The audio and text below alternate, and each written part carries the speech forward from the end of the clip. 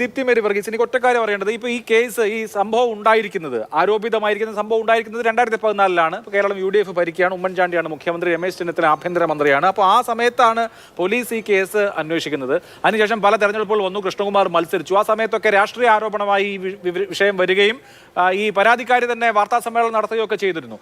അപ്പോഴൊന്നും ഇങ്ങനൊരു പ്രശ്നം ചൂണ്ടിക്കാണിച്ചിരുന്നില്ല എന്ന കാര്യം കൂടി അവിടെ നിൽക്കുന്നുണ്ട്. ഇതിപ്പോ ഒരു ആരോപണം, വലിയൊരു ആരോപണം വരികയും അതിന്റെ ക്ഷീണത്തിൽ നിൽക്കുകയും ചെയ്യുമ്പോൾ അതിനെ ബാലൻസ് ചെയ്യാൻ വേണ്ടി ഞങ്ങൾ മാത്രമല്ല അവരും ഉണ്ട് എന്ന് പറയാൻ വേണ്ടി ഇപ്പോൾ കൊണ്ടുവരുന്നതാണോ ഈ കേസ്? ഇതിന് നിയമപരമായ നടപടിക്രമങ്ങൾ നോക്കുമ്പോൾ ഇതുവരെ പോയ കോടതികളിലൊന്നും ഇത് നിന്നിട്ടില്ല എന്നൊരു കാര്യം അവിടെ നിൽക്കുകയാണ്.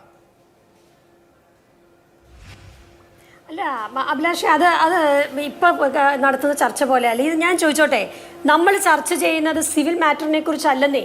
ഇപ്പൊ ഈ പറയുന്ന വളരെ ലാഘവത്തോടെ ഒരു മിനിറ്റ്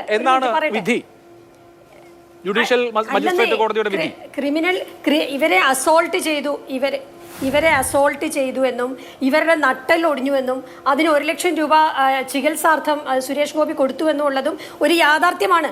അതവിടെ നിൽക്കട്ടെ, അതിലേക്ക് ഞാൻ കടക്കുന്നില്ല. പക്ഷേ നിലവിലുള്ള കേസ് താങ്കൾ വളരെ കൃത്യമായിട്ട് ചോദിച്ചല്ലോ, തുടക്കത്തിൽ തന്നെ ചോദിച്ചല്ലോ, ഇതിൽ ഈ 376 ഉൾപ്പെടെയുള്ള ഇതില്ലല്ലോ, ആ പരാതി ഇല്ലല്ലോ എന്ന് പറഞ്ഞല്ലോ. ഈ പരാതിയിൽ മെൻഷൻ ചെയ്തു പോവുകയാണ് ചെയ്തത് പെറ്റീഷണർ, അല്ലാതെ അതിനുള്ള ഒരു പരാതി അല്ല എന്നുള്ളത് ഉറപ്പാണല്ലോ. പക്ഷേ ഇപ്പോൾ സംസ്ഥാന പ്രസിഡന്റ് കൊടുത്തിരിക്കുന്ന ഈ പരാതിയിൽ വളരെ കൃത്യമായി പറയുന്നുണ്ട്, ഈ പരാതി പുതിയ പരാതിയല്ല അഭിലാഷ് അങ്ങനെ അതിനെ മിസ്ഇന്റർപ്രിറ്റ് ചെയ്തു പോകരുത്.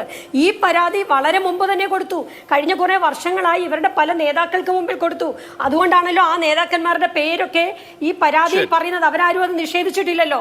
വി മുരളീധരന്റെ പേരും MT രമേശിന്റെ പേരും അതുപോലെ തന്നെ ഗോപാലൻകുട്ടി മാസ്റ്ററുടെ പേരും ഒക്കെ പറയുന്നുണ്ട് ഈ പരാതിയിൽ.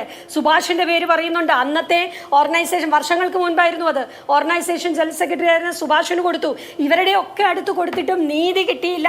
അതുകൊണ്ട് പുതിയ പ്രസിഡന്റ് വന്നപ്പോൾ ഞാനിതാ വീണ്ടും പരാതി കൊടുക്കുന്നു എന്ന് പറഞ്ഞാണ് ആ കത്തിൽ എഴുതിയിരിക്കുന്നത്. ഞാൻ ചോദിക്കുന്നത്, ഒരു സ്ത്രീ അത്തരത്തിലൊരു പരാതി കൊടുത്താൽ അന്വേഷിക്കണ്ടേ? ഞാൻ ചോദിക്കുന്നത്, അരുൺകുമാറിന്റെ പിണറായി വിജയൻ ഭരിക്കുന്ന ആഭ്യന്തര വകുപ്പിൽ ഈ ആഭ്യന്തര വകുപ്പ് എന്തുകൊണ്ടാണ് ഇത്തരത്തിലൊരു പരാതി വെളിയിൽ വന്നിട്ട് മാധ്യമങ്ങളിലൂടെ എന്തുകൊണ്ടാണ് സുവമോട്ടോ കേസ് എടുക്കാമല്ലോ?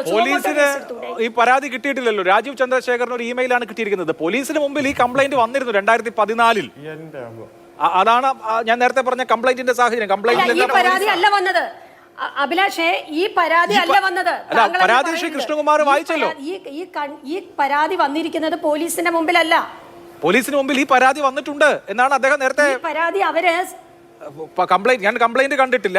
കംപ്ലൈന്റ് അദ്ദേഹം വായിക്കാൻ ശ്രമിച്ചു. നമുക്ക് ചർച്ച നടത്താൻ പറ്റുമോ അഭിലാഷേ? ശരി, ഒന്ന് ശ്രീ കൃഷ്ണകുമാർ താങ്കൾക്ക് അദ്ദേഹം പറഞ്ഞ കംപ്ലൈന്റ് ഒന്ന് അയച്ചു തരാണെങ്കിൽ മറ്റു പരാതി 2-3 കേസുണ്ട്. ഇതെല്ലാം കൂടെ അല്ല അഭിലാഷേ, ഈ കേസുകളെല്ലാം കൂടെ മിക്സപ്പ് ചെയ്തിട്ട് ആളുകളെ വിഡ്ഢിയാക്കാൻ നോക്കുകയാണ്. ഈ പരാതി, ഈ പീഡന പരാതി കൊടുത്തിരിക്കുന്നത് അവരുടെ നേതാക്കന്മാരുടെ മുമ്പിലാണ്. പോലീസ് സ്റ്റേഷന് മുമ്പിൽ കൊടുത്തെന്ന് പറഞ്ഞിട്ടില്ലല്ലോ. അത് മറ്റു ചില കേസുകളാണ്. അവരെയും അവരുടെ അമ്മയും ഉപദ്രവിച്ചു, നട്ടെല്ലടിച്ചു തകർത്തു. അദ്ദേഹം പറയുന്നത്. എന്തായാലും ആ പരാതി അദ്ദേഹം അയച്ചു തരാണെങ്കിൽ അത് നോക്കാൻ